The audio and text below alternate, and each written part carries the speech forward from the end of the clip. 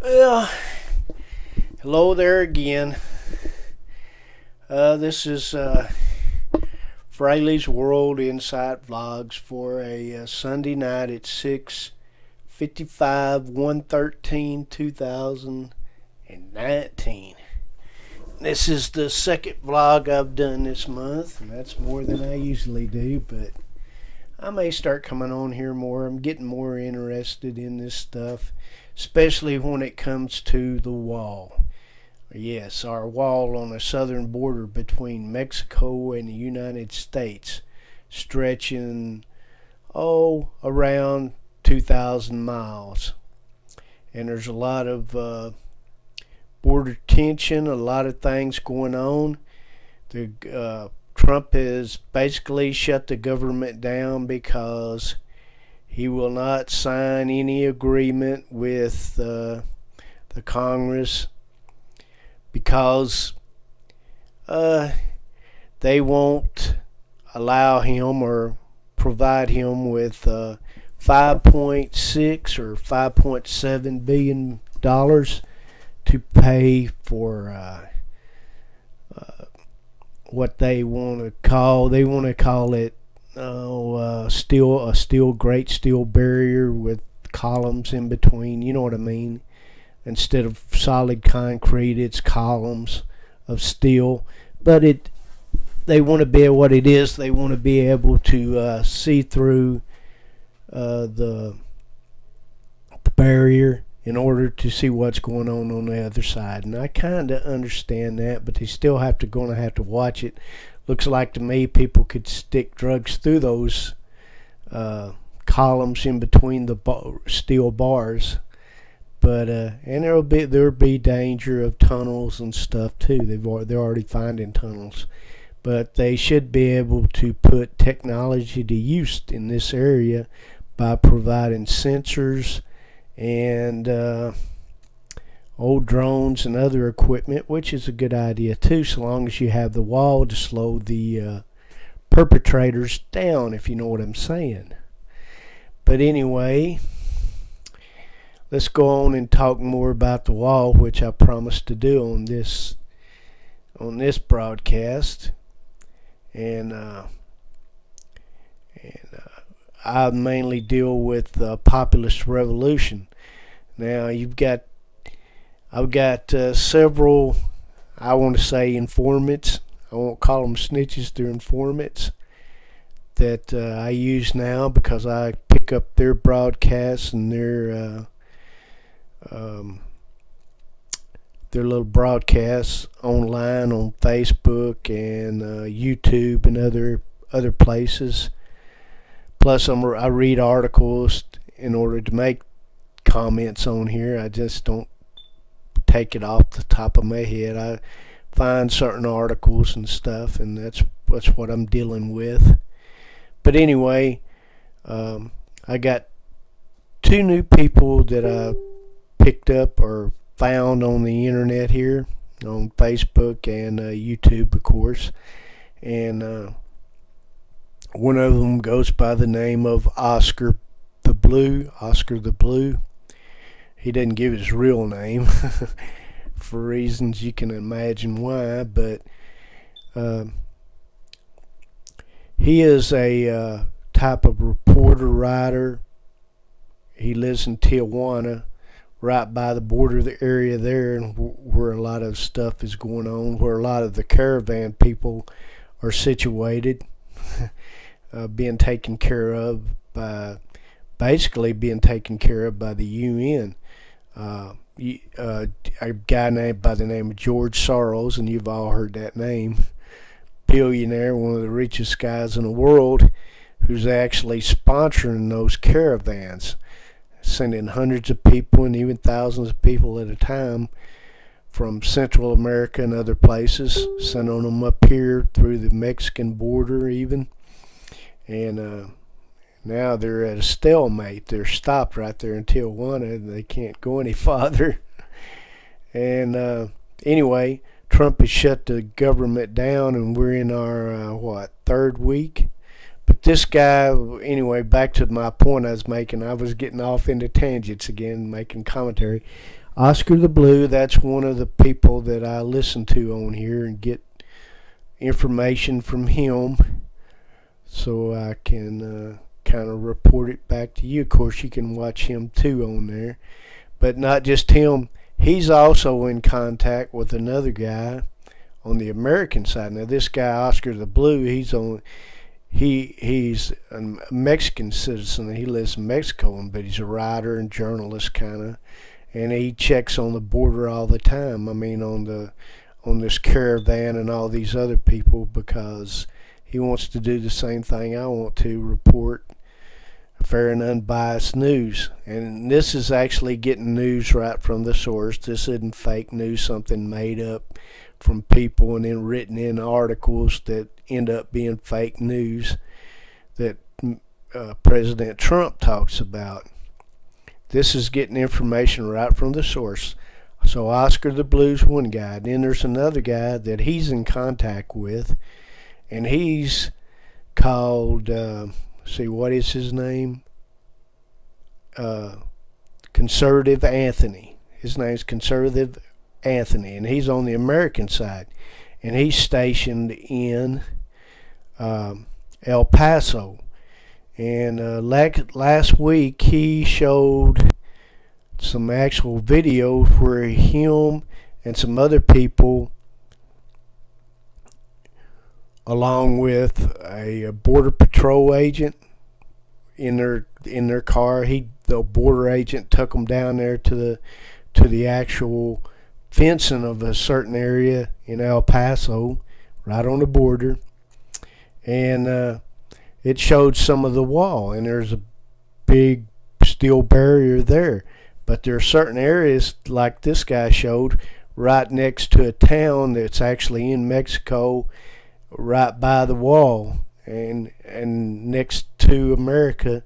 And then there's an area right there wide open that people actually travel through to come to the United States. And there's no barrier, no wall or nothing in this one area. The wall actually ends there, and then you can just go around the edge of it and come into the United States. I mean, a wide open area right next to a Mexican town, and they just come into the United States when they want to. They just go back and forth. And there's actually, you can see where people actually came and traveled up through there. There's water bottles and everything else. But anyway, they went down there and they showed, Conservative Anthony showed and reported back on Facebook Live the area and showed where the wall actually ended and where people actually traveled back and forth up through there, where there could be drug smuggling and everything else going on. And then, come to think about it, here last week, this past week, about the middle of the week, I believe it was. Well, I think it was Thursday. Trump actually took a trip down there himself to show people what it's really like down there and how bad there is a need for a wall. And Acosta, the guy from CNN, the delusional guy who wants to make a name for himself, but instead he's making himself look like an idiot, went down there and reported that the wall was great and there wasn't no need for any other building. And just miles away from where he about 20 minutes, I believe it was 20 miles, 20 minutes from where Acosta was at, the wall actually ended, and there was actually a need to build more wall. But Acosta didn't want to show that. He just wanted to show just one area where there was a fence. He didn't show the other area. But anyway, down there where Trump went, they said, you hear all this fake news on CNN and other places about where there is no drug problem, there is no what do you call it, there's no drugs, illegal drugs coming in the United States and stuff, and that's all fake. And there is no gang violence or anything going on. That's a lie too, because right down there, just a little ways from where Trump went, I saw on Yahoo where they actually found 21 bodies dead people, bodies, corpses, however you want to say it. They were dead. They weren't moving around or nothing, and they were former gang members, and they were all dead. They had some kind of little shootout there. Well, I guess they had some drug issues or something, and then they had a shootout, and they all ended up dead. So, again, what the fake news puts out, because they're putting out a bunch of BS and people's believing it. But anyway, Conservative Anthony and them, I got some new information from them that pretty interesting, and I jotted down some notes, and here's what they reported on the air the other day. They actually said that this caravan that's there now is not the end of what's going to happen. They actually said there's about 25 to 50,000 more people, or a caravan of people, coming in between January now and February. And these people again are sponsored by George Soros and the UN. Some kind of pact they signed. I got to read up more on this pact thing. But anyway, Mexico can't get out of it, and they actually signed it, and they can't get out of it, so they have to allow it and take care of these people, even though a lot of them don't want to, because it's messing their country up too, leaving garbage and everything else. But I'll get more into that maybe on another broadcast. But anyway, George Soros, and he's sponsoring a group of Antifa people. And they're at the border on both sides. These Antifa people are actually going into Tijuana and other places to help these people, actually providing them with food and helping them with shelter and stuff. And some group called the LGM, I'll have to check this out. They gave the initials online, and I hadn't checked these people out yet. LGM, whatever they are, they're a group of American activists, and they're going to shelters, and these people are what these LGM, I don't know exactly what it stands for, but these are agents or people. They're activists for Antifa and the UN and other things. They're actually going down to these places and lecturing to these people. They actually have little classroom-like areas, and they speak to these people, lecturing them what to say, what questions to ask, how to act, dumb to what's going on, and they're actually teaching them how to answer certain questions and what questions they might get asked in order to basically beat our system, in order to get funding and help and other stuff like that, support, to get, benefits from our countries, even though they don't deserve it, like welfare and food stamps and housing, allotments of money that they shouldn't be getting, that even some of our poor people can't get, even some of our homeless people can't get, yet we give it to them because we're compassionate. We're compassionate about them, but we're not compassionate about our own people. And I don't include myself in this because I wouldn't give any money to them. I'd give it to our people first. But anyway, like I said, George Soros, he's the culprit. And the UN, you can count the UN on that too, because they're all globalists. And I've already said stuff about these globalist people who want a utopian type government throughout the world where everybody is a universal citizen. There are no borders, there are no checkpoints in their way of thinking and in their line of reasoning. They want a socialist society that just doesn't work. And in our country, Um, Immigration has been a big problem for a number of years. Oh, it probably since the 60s, 70s, 30, 40, 50 years now. And nobody ever wants to do anything about it. I mean, they talk and they talk and they talk and they make some minor reforms here and there, but they don't enforce the reforms that they do make. They let they got what they call catch and release. They bring them in, and supposed to go, but they're the people they bring in, or the illegals they bring in, are supposed to appear in court, but not, they say 90% of these people never go back to court, and they end up lost somewhere in the country, and they never get citizenship, and they get. I mean, it's just ridiculous. But anyway, these last 50 years or so, 30, 50 years, they talk about doing something about the immigration problem, but they never pass a law to do anything about it. And now, where we're at a standstill. And the one man that has more or less vowed to do something about it, President Donald,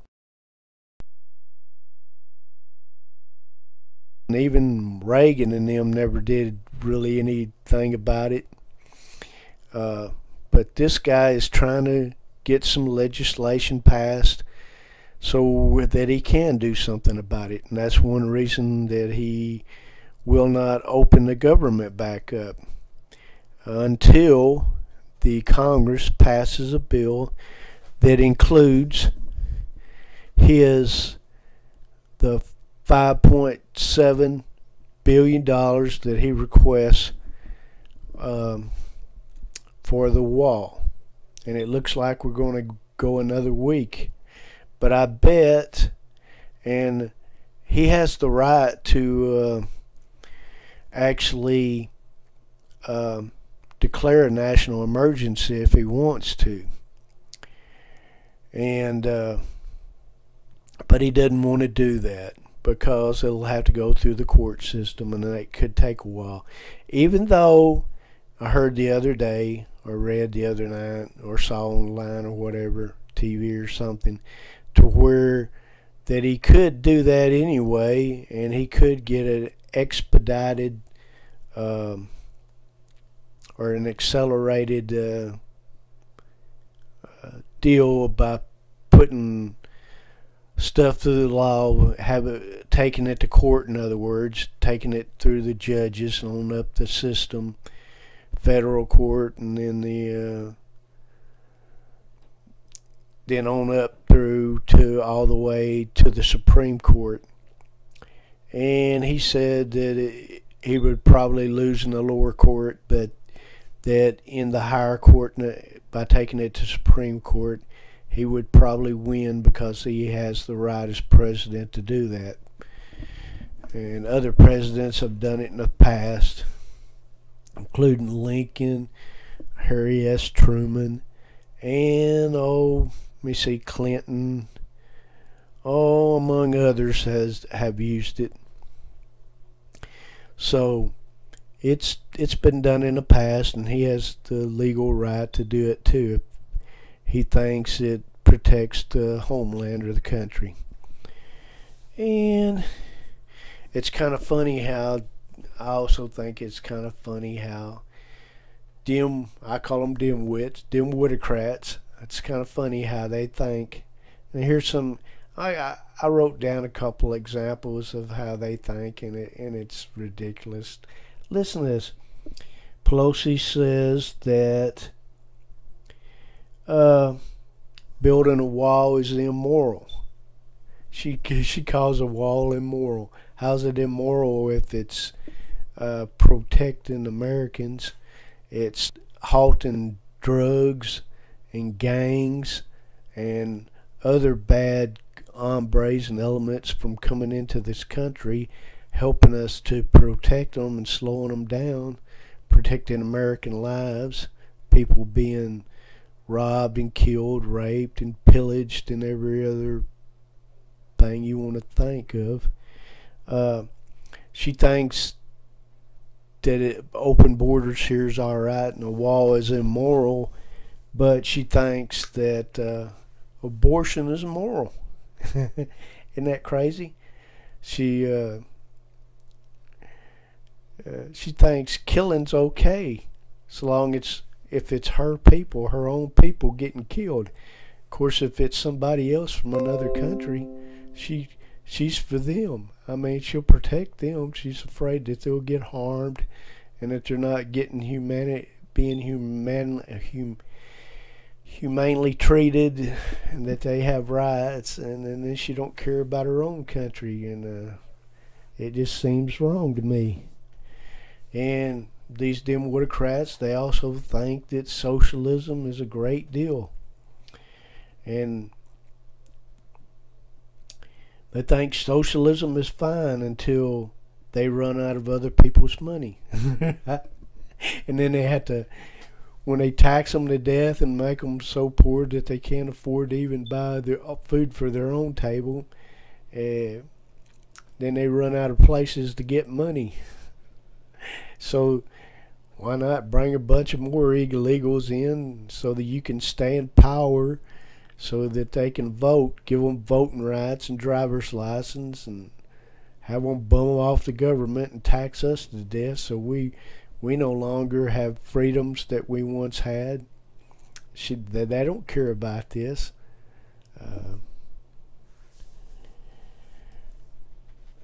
And it's just, to me, these are immoral deeds that the Democrats are actually immoral themselves, and even some Republicans to me are immoral too. I don't understand what's going on. You know what I mean? You know what I'm saying?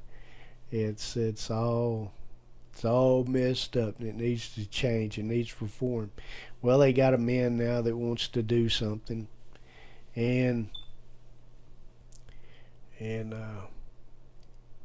everybody else back 30, 40, 50 years has kind of kicked the can, as they say, down the road, instead of doing something about it and trying to get a way to deal with the situation. They kick the can down the road.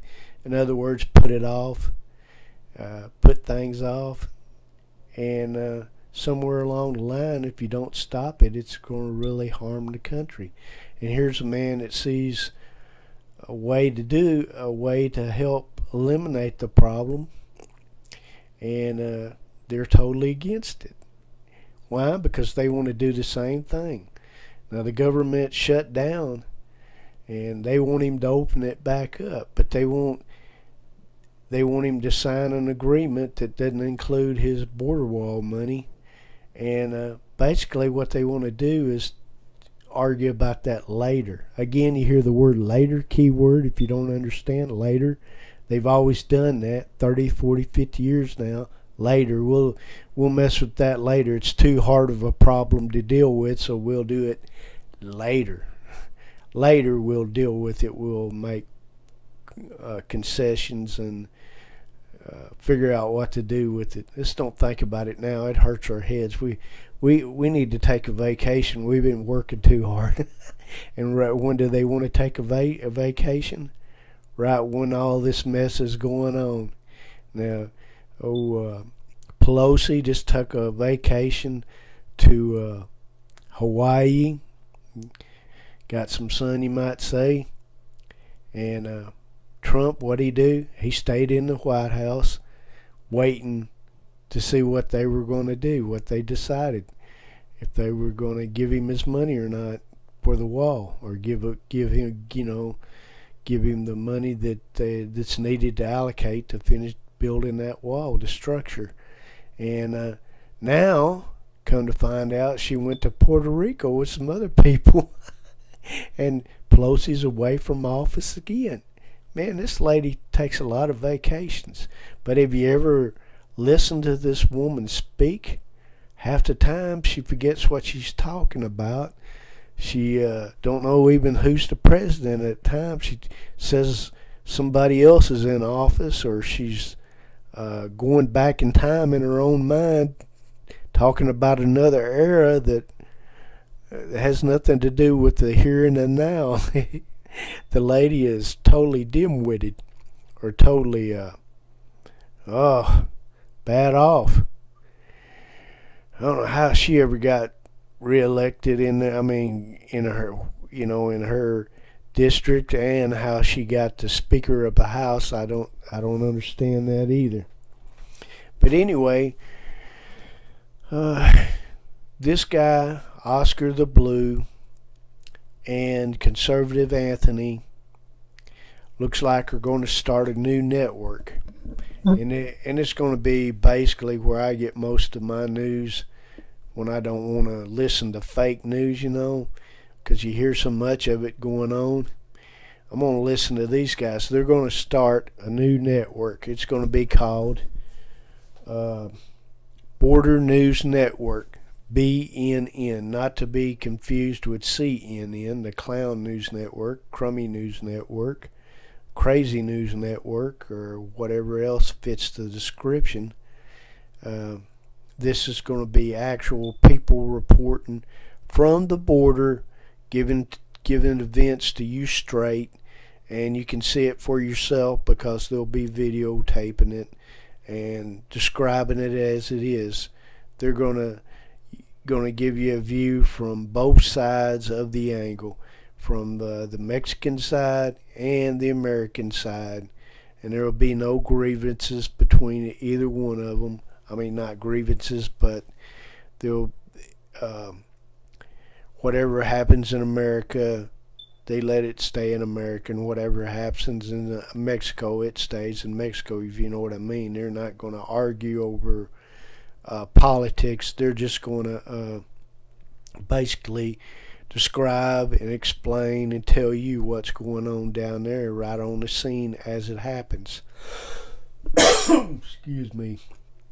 But anyway, I thought I would inform you of that. And I also have up north in Toronto, I know a guy up there that I also watch on here too, and I get information from him about the northern border, which he says that we need to be watching because there's a lot of bad hombres up there too, and they can get in here anytime they want to. I mean, there's drugs come through there too, and there are also terrorists. And I wanted to show you one more thing before I get off here. I started messing with this article. It's written in the Washington Post. Let me get you over here where you can see it. It's in the Washington Post. It said the U.S. border, U.S.-Mexican border. Trump wants a wall here. Here's what you should know. See. Oh no, I got something up here. I can't get off here. But anyway, it's written by Maria Sacchetti. Sounds Italian to me. And I won't read you the full article.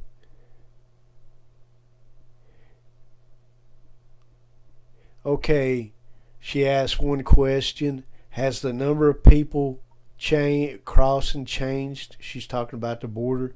She says, the best way to measure illegal border crossings is by the number of people arrested by the U.S. Border Patrol entering.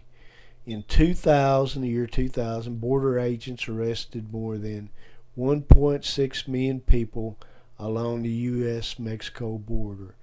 Agents arrested 303,916 in the fiscal year 2017, the lowest number since 1971. In fiscal 2018, which ended in September, the number rose to 400,000. And while between what she's saying here is between the year 2000 and 2017, the numbers went down from 1.6 million, as it says, to 303,916, or close to 400,000. And that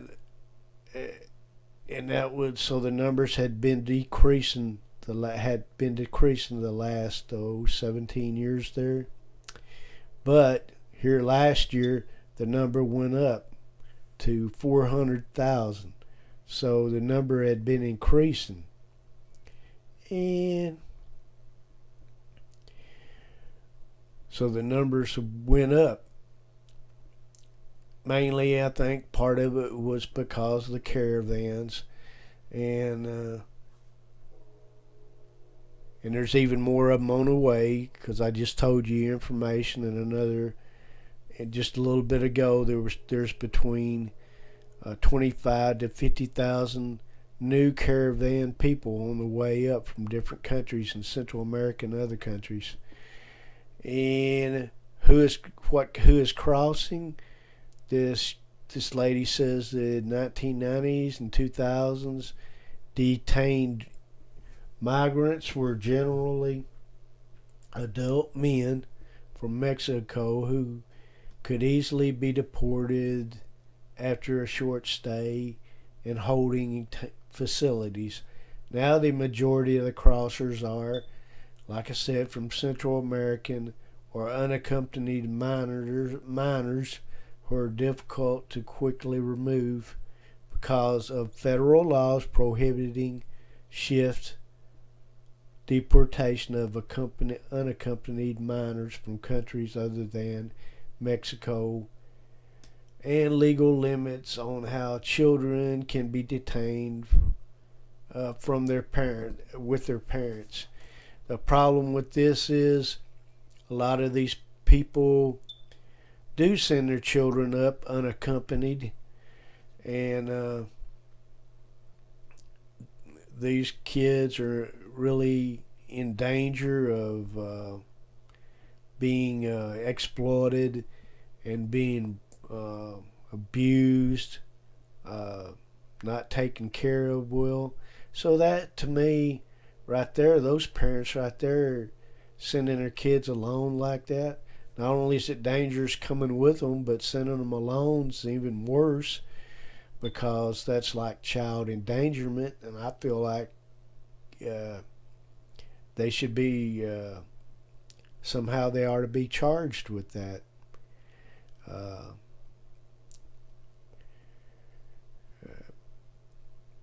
It's not a good deal. It's just not fair to the children, and they endanger the children. Let's see, any more information here? Let's see.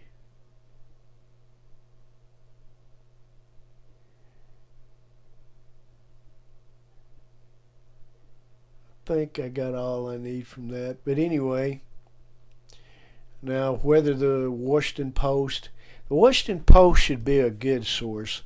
When I was in college, my political science professor, who went to Harvard, by the way, and was really smart.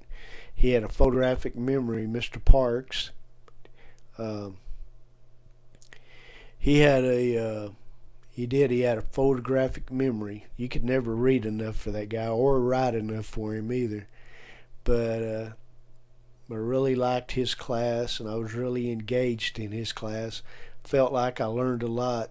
But anyway, my point is, he always had us read the Washington Post. So I feel like it should be a pretty good source. Now, they have different viewpoints in this, of course, so you may read one article where they take a stance and they're more liberal, and then you might read another article where they're more conservative. So I imagine they kind of blend the different ideologies in this in the Washington Post, and they have different writers who have different dissenting opinions and have liberal opinion, or some might be more conservative or even more moderate even. Uh, but I just think it's a great source. So let's don't call this one a fake news. It is what it is. It's a really great source. And anyway, he in our classes, Mr. Parks had us.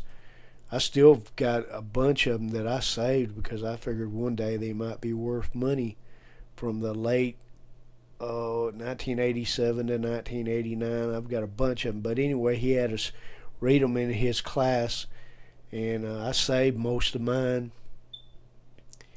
They're old now, but there's still a lot of good articles in those old. Oh man, I think I'm getting a cold or something.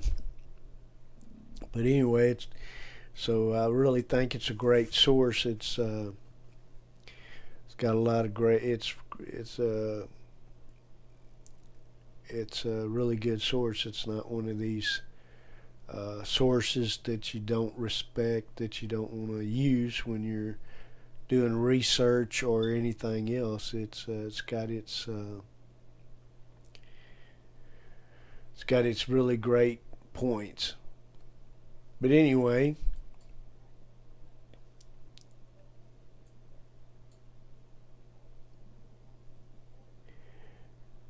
okay, let's go back to me now.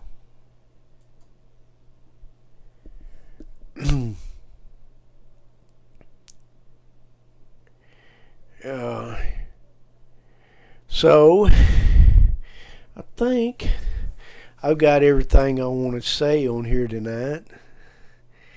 But I'm going to be doing more of these things, and I'm going to be keeping up with some stuff that's going on in the border. So when I come on here, I'll probably be talking a lot about the border. So if you don't want to watch it, don't watch it. But I think most of you do. And I try to give you what I know right from the source, not from the fake news, especially not from the TV, CNN, or MSNBC, or NBC as far as that goes. But I try to give you what's really going on, not what is made up like Jim Acosta. That guy, to me, he never truly evolved as a human being. You know what I'm saying? He's just looking to make a name for himself, and he's delusional, and he just makes stuff up, and a lot of times he shoots himself in the foot, and or puts his foot in his mouth, and when it's too late, he has to retract or has to change or do something to. Well, he can't. There's no way he can do anything to change what people really think about him now. I think he's going to ruin himself if he hadn't already. I just think this guy is he's way off into Looniesville. He fits right in with Hillary Clinton, Pelosi, Schumer. Schumer to me reminds me of Shemp on the Three Stooges. Yeah, somebody ought to backhand him a couple times and straighten him up.